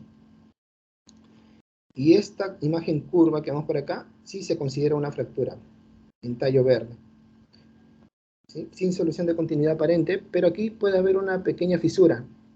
También sería en tallo verde, pero con una pequeña fisura. Mientras que aquí, en el tallo verde, sería por fuerzas de flexión. Mientras que en la fractura en rodete, van a ser fuerzas por compresión, que habíamos visto anteriormente. Para que se produzca ello, tiene que romperse las trabéculas verticales, vencerse las trabéculas verticales para que las trabéculas horizontales se impacten, entre comillas, entre sí. No hay una impactación, pero sí hay un abultamiento, un rodete. Esto por fuerzas de compresión.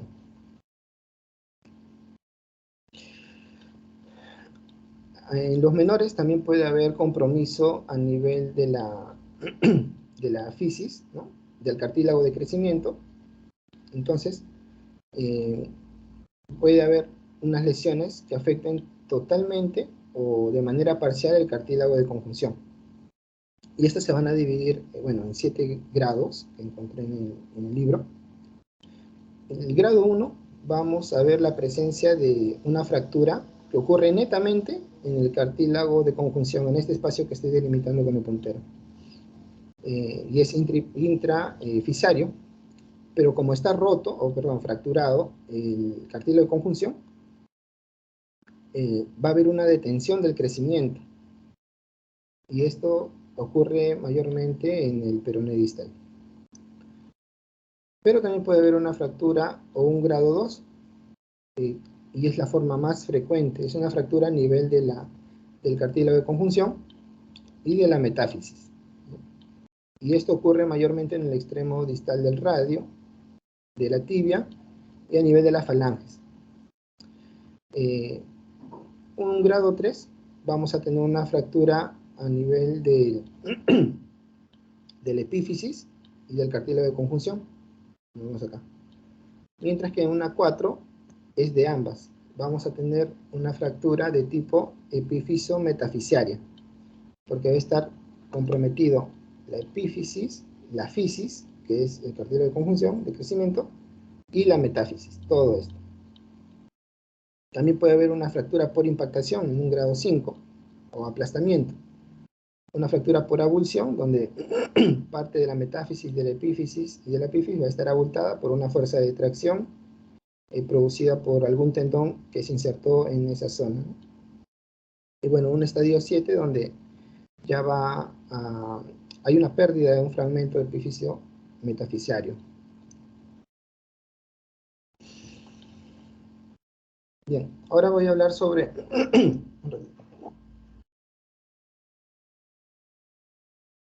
los principios generales del tratamiento de las fracturas.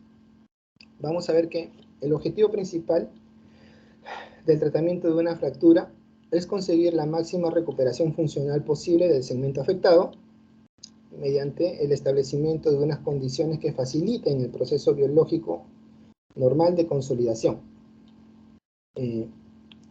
Bueno, ¿cuáles van a ser las fases para lograr ello, ¿no? Un tratamiento adecuado de las fracturas?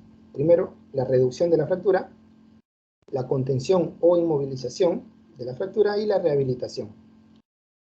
Con respecto a la reducción de la fractura, esta consiste en manipular la zona de fractura hasta lograr una relación anatómicamente deseable. ¿Para qué? Para poder conseguir una buena función y acelerar la consolidación y la formación del calloso. Ahora, esta reducción puede ser de dos tipos, incruento o cruento. Si hablamos de una reducción incruenta, esta se considera que es una cirugía mínimamente invasiva, sin abrir el foco de fractura, y tiene la ventaja de ser menos agresiva, pero la desventaja de no conseguir a veces la reducción anatómica deseada. Este es el caso de las fracturas diaficiarias del esqueleto, pero no se realiza a nivel del radio y del cúbito. Es una cirugía mínimamente invasiva y también cumple el principio de estabilidad relativa. Aquí podemos ver cómo se colocan unas placas con unos tornillos, ¿no? No han abierto por completo al paciente, pero solamente han colocado estas placas con tornillos para poder fijar y estabilizar la lesión, para que pueda tener una adecuada formación del callo óseo.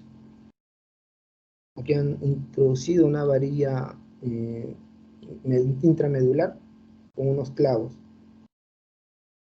Ahora, el abordaje cruento, aquí sí se abre el foco de fractura. Se hace una cirugía, se abre y bueno, comienzan a colocar esos instrumentos de fijación. También algunos implantes que pueda requerir el paciente. Y bueno, aquí presento las técnicas para el tratamiento cruento de fracturas. Vamos a tener a la fijación percutánea, la cual consiste en la reducción cerrada de la fractura mediante manipulación externa con colocación sin abrir o abriendo mínimamente la piel de sistema de fijación, tradicionalmente agujas de Kirchner, tornillos básicamente canulados. Con respecto a la fijación externa, consiste en la colocación de un dispositivo que combine la colocación de agujas elásticas o clavos enroscados, como vemos acá, en la imagen de la derecha que estoy señalando, ¿no? Son fijadores circulares la parte de abajo, y este sistema se llama Gisarov, y ese es un fijador unilateral. Aquí tenemos materiales de osteosíntesis, en la cual los principales que se usan son los tornillos, las placas, los clavos, cerclajes, ¿no? Y suturas circulares. Todo esto para poder fijar siempre al hueso. Con respecto a las técnicas quirúrgicas de las partes blandas, que pueden ser correctoras, reparativas, preventivas de patologías musculoesqueléticas, vamos a tener a la tenotomía. Es la sección de un tendón que se va a corregir para poder minimizar la rigidez o la deformidad de ella. Y esto puede ocurrir a nivel de los flexores de los dedos del pie en garra. Las fasciotomías es la sección de una fascia muscular en casos de retracción muscular y en casos de hiperpresión intracompartamental. Las capsulotomías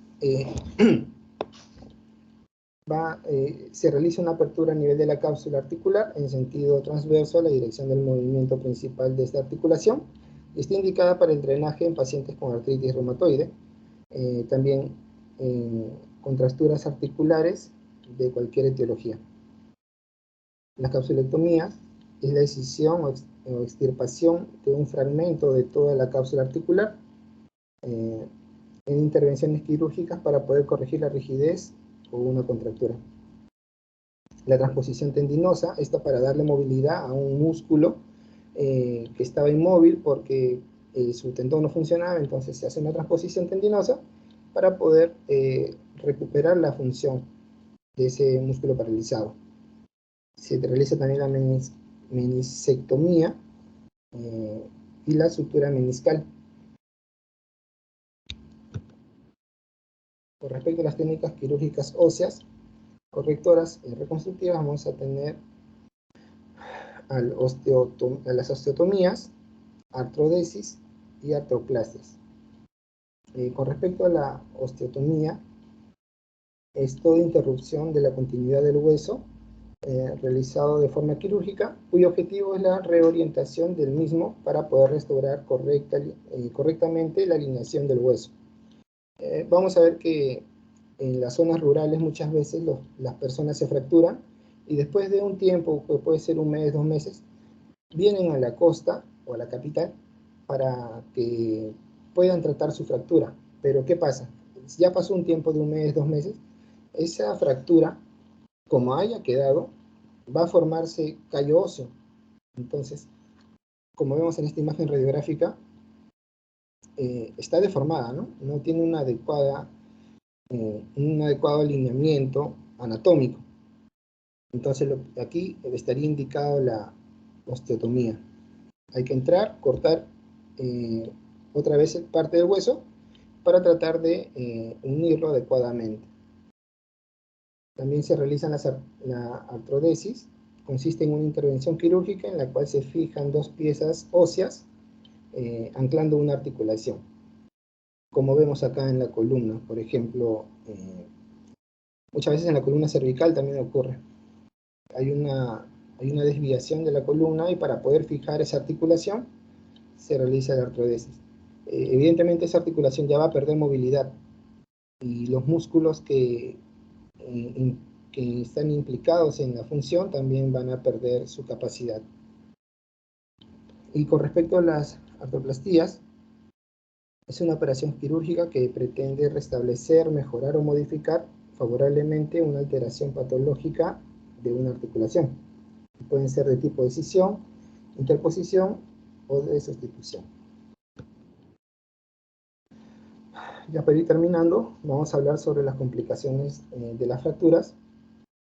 Vamos a tener a las hemorragias dentro de las principales.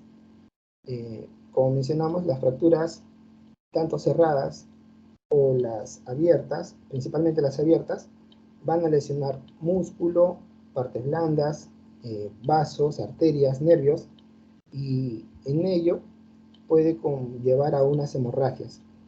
Principalmente vamos a encontrar esto en los huesos del antebrazo, del brazo, del muslo y de la pierna. Y es importante considerar a estas hemorragias porque puede haber un compromiso hemodinámico. Si el paciente va a estar con hipovolemia, entonces puede entrar en shock y hay que ver la forma de evitar ello, ¿no? Haciéndole torniquetes, pero que no sean muy duros porque podemos conllevar un síndrome de compartimentalización. Más adelante vamos a hablar de ello también. Otra complicación de la fractura son las fracturas expuestas, que principalmente ocurren en los miembros inferiores, pero también se pueden dar en los miembros superiores y en otras partes del cuerpo. Ahora, como estas fracturas expuestas sí o sí van a lacerar la piel y las partes blandas, van a comenzar a ver muchos tejidos necróticos, tanto en las partes blandas como en el mismo hueso. Entonces lo que hay que hacer es un desbridamiento, ¿no? que es la exposición quirúrgica de toda zona en la lesión patológica, para poder eliminar el tejido necrótico o el tejido que esté contaminado o dañado, ya sea en el hueso o en los tejidos blandos, ¿no? Para evitar posteriormente infecciones. Justamente las infecciones son una de las causas principales o de las complicaciones principales de estas fracturas expuestas. Es importante poder identificar de manera temprana una infección en una herida, y para ello hay que tener ciertas observaciones, ¿no? Que incluyen, por ejemplo, los exámenes de la herida, una máxima lectura de la temperatura diaria, un recuento sanguíneo completo con recuento diferencial de glóbulos blancos, una velocidad de sedimentación globular, la proteína C reactiva, hacer pruebas de cultivo, tinción y también un antibiograma para ver si el microorganismo es sensible a tal medicamento o no, para optimizar la terapia también en estos pacientes. Estudios imagenológicos también se recomiendan, las radiografías simples, tomografía, resonancia magnética, la mamografía con tecnesia. Con respecto al síndrome comportamental, aquí vamos a ver un miembro inferior derecho, aumentado de volumen, brilloso, un poco eritematoso, que son las características que está presentando esta paciente. Evidentemente va a presentar dolor, no va a poder flexionar este miembro inferior. Cuando se le hace la palpación de las arterias tibial posterior, tibial anterior, a nivel de la región poplitea, no se va a percibir mucho y también va a perder sensibilidad. ¿Por qué? Porque recordemos que este síndrome compartimental es un aumento en sí de la presión del tejido que va a imprimir o impide el flujo sanguíneo capilar y produce una isquemia en los músculos y en el tejido nervioso. Este es un proceso progresivo y conduce a la necrosis con pérdida permanente de la función. El tratamiento adecuado de este síndrome de compartimento requiere la liberación quirúrgica del compartimento osteofacial comprometido. Las causas que pueden ser es una lesión de alta energía en las extremidades, que puede producir una fractura, con hematomas, lesiones por aplastamiento, también puede estar presente en las quemaduras y en compresiones prolongadas. Las lesiones de las partes blandas, como el esguince, es una lesión completa o incompleta del aparato capsular y ligamentario. Factores que predisponen a los esguinces: vamos a tener una actividad física excesiva, un bajo tono muscular, una alteración a nivel de la anatomía del paciente, muchas veces el tipo de calzados, en mujeres, los tacos altos, ¿no?, en aguja, predisponen a que las pacientes se duelen el pie y se produzca un esguince. Los signos y síntomas principales, bueno, es la inflamación, dolor a la palpación, a la movilización, va a haber inestabilidad articular, principalmente en los de grado 2 y 3, puede haber hematomas cuando se acompaña de ruptura de vaso y también impotencia funcional. La localización más frecuente de estos esguinces van a ser a nivel de los tobillos, en los dedos de la mano, la columna cervical y a nivel de las articulaciones de la rodilla. La clasificación de esos esguinces son de 3 tipos: grado 1, grado 2 y grado 3. El grado 1 es de discreta distensión, provoca un microtraumatismo en el ligamento y la estabilidad articular se mantiene íntegra, no hay compromiso articular. En un grado 2 hay un mayor estiramiento de las fibras que producen rotura parcial del ligamento y hay cierto grado de inestabilidad articular. Y en un grado 3 ya hay una ruptura completa del ligamento torsular y hay una inestabilidad articular. En el tratamiento, en el grado 1 se recomienda reposo parcial, mientras que en el grado 2 se recomienda una inmovilización con aparatos de fijación como yeso o fibras de vidrio. Antiinflamatorios también, sedantes, bueno. Y en el esguince grado 3 ya se recomienda el tratamiento quirúrgico con reparación de los ligamentos y de la cápsula lesionada. Tenemos otra complicación, que es la luxación, y esta es definida como la pérdida permanente de la relación anatómica de las superficies articulares. Se pueden generar por múltiples movimientos bruscos en contra de la disposición anatómica de la articulación afectada. Los signos y síntomas, bueno, principalmente el dolor, que es muy intenso, con sensación de desgarro profundo, y se exacerba el dolor cuando el paciente intenta mover dicha articulación luxada. Puede haber espasmos musculares intensos, también una actividad viciosa de articulación. Eso quiere decir que el paciente va a adquirir cierta posición característica, lo cual nos va a ayudar muchas veces a poder identificar el tipo de luxación. Impotencia funcional, evidentemente, deformación articular, edema y pérdida de los ejes.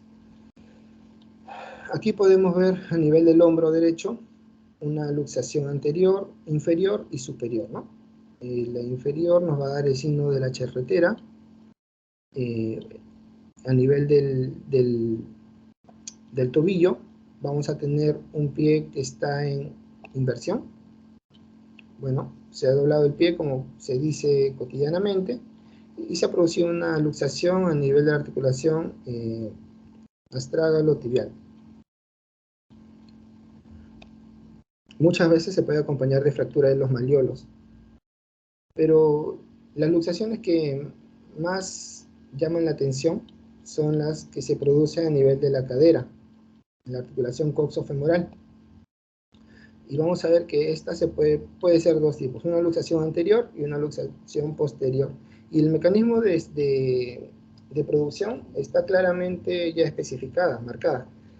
Vamos a ver que en la luxación anterior va a haber una fuerza que se va a contraponer, va a ser una fuerza que va a actuar como una palanca, haciendo que la articulación, llevando la rodilla hacia atrás y la articulación coxofemoral se va a ir hacia adelante, ¿no? Y la cadera va a quedar de la siguiente manera, la articulación. Va a quedar una cadera flexionada, como vemos acá, con un muslo en aducción y una rotación externa. Mientras que la luxación posterior, esta se da casi siempre, muchas veces, cuando hay una fuerza que actúa sobre la rodilla, el paciente está sentado, clásico cuando hay un choque y el paciente, el copiloto, lleva la peor parte porque el tablero del carro se impacta sobre la rodilla, esta imprime una fuerza hacia atrás y aquí la articulación coxofemoral es la que más se daña, ¿no? Produciéndose una luxación posterior. ¿Y cómo va a quedar esa articulación? Bueno, va a haber una extremidad inferior en aducción, una rotación interna y una leve flexión de la cadera y de la rodilla, como podemos ver acá.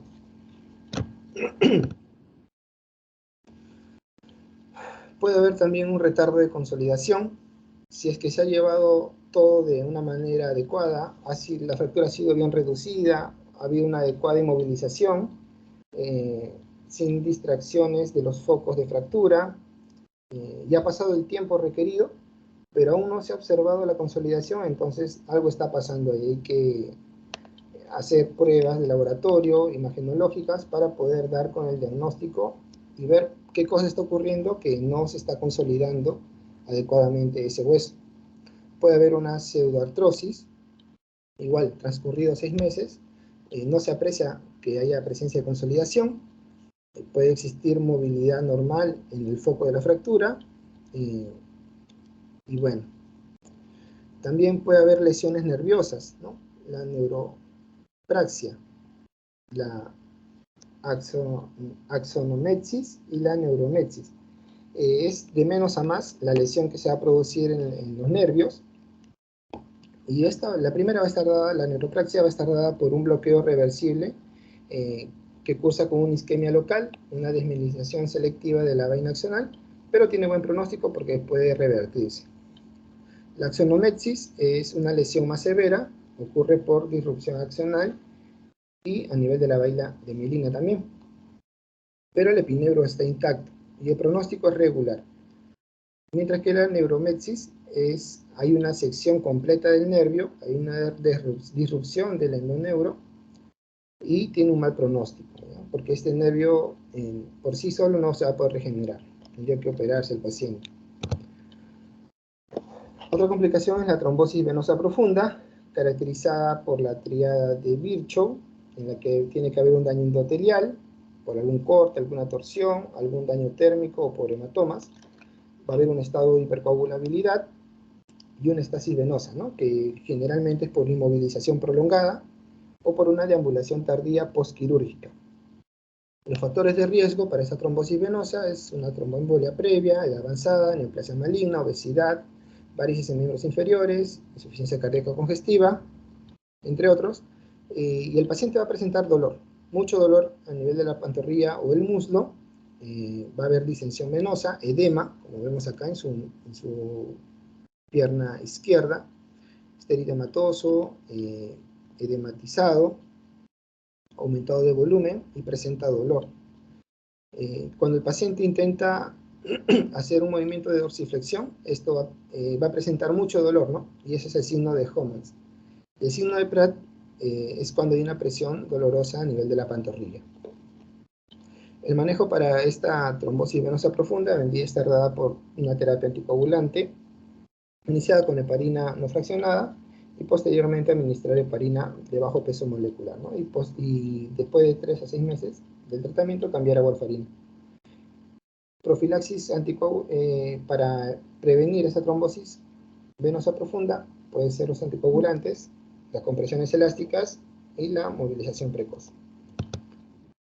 Ya para ir terminando, vamos a ver a la distrofia simpática refleja, la cual es una condición de dolor con ardor intenso, rigidez, inflamación y cambio de color, que con mayor frecuencia afecta a la mano. Esta secundaria a una fractura. Tiene sinónimos, vamos a tener a la distrofia simpática refleja, atrofia de Sudeck, el síndrome de hombro-mano o causal. El tratamiento o el manejo es controlar el dolor con analgésicos, principalmente opioides, realizar bloqueos nerviosos, terapia física y TENS, para poder aliviar el dolor producido por la rigidez que va a presentar el paciente. Otra es la contractura isquémica de Bollmann, la cual es una retracción isquémica de los músculos flexores a nivel de la muñeca y de los dedos, y es debido a una oclusión vascular a la altura de los codos o del antebrazo. Si es a nivel de los codos o antebrazo, es porque este paciente posiblemente ha tenido una fractura a nivel distal del antebrazo, y a ese paciente le han puesto un torniquete por mucho tiempo. O también puede ser que haya hecho un síndrome compartimental, en el cual haya estado por mucho tiempo así y haya ocluido los vasos, ¿no? A nivel del codo. Entonces, se ocluye esos vasos, le llega poca irrigación sanguínea a los músculos de la muñeca y de los dedos, y bueno, se produce la contractura isquémica de Bollmann. Y finalmente tenemos a la osteonecrosis, la cual se va a caracterizar por una causa isquémica a nivel del hueso, o de la porción celular del hueso, o también de la parte medular, que compromete el componente hematopoyético y graso. Pueden tener ciertos sinónimos, ¿no? Términos que se asemejan, es la necrosis avascular, el infarto óseo, la necrosis aséptica. Las causas son variadas, puede haber una obstrucción intraluminal vascular, puede haber un compromiso vascular y una ruptura de los vasos nutrientes asociados a traumatismos y fracturas. Los métodos diagnósticos principalmente para este estudio es la gamografía, que es un método precoz y valioso, pero es muy inespecífico. La tomografía me indica la localización y la extensión del colapso óseo, igual la resonancia magnética, pero la prueba de oro, el gol estándar, es la biopsia. Esta me va a indicar sí o sí el diagnóstico de la necrosis ósea y también la etapa en la que se encuentra. Y bueno, vamos a ver que finalmente esta se puede clasificar en 3 tipos. Una osteonecrosis idiopática del adulto, más frecuente en la cabeza del fémur, conocida como la enfermedad de Chandler, a nivel de los cóndilos femorales internos y externos, y el platillo tibial también. Y tenemos a la osteonecrosis secundaria, que su causa es posterior a un traumatismo. Y finalmente la osteonecrosis de crecimiento, también llamado osteocondrosis o osteocondritis. Eso es todo. Muy bien, alumnos. Ya le digo, tengamos que ser más cautos en las diapositivas. Hay muchas cosas que preguntar, pero ya lo haremos en el examen. Clasificación de los huesos es importante. Hablar de estabilidad absoluta, estabilidad relativa. Bueno, cada profesor en su práctica le va a mencionar seguramente en el transcurso de miembro superior y miembro inferior todo lo que se ha aplicado al conocimiento de las fracturas. Muy bien, ¿alguna pregunta, alumnos?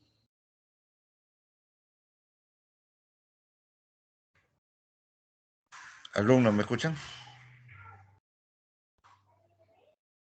Sí, doctor. Sí, doctor, sí se le escucha. Bueno, las prácticas se han desarrollado todo hoy día, ¿no? Sí, doctor.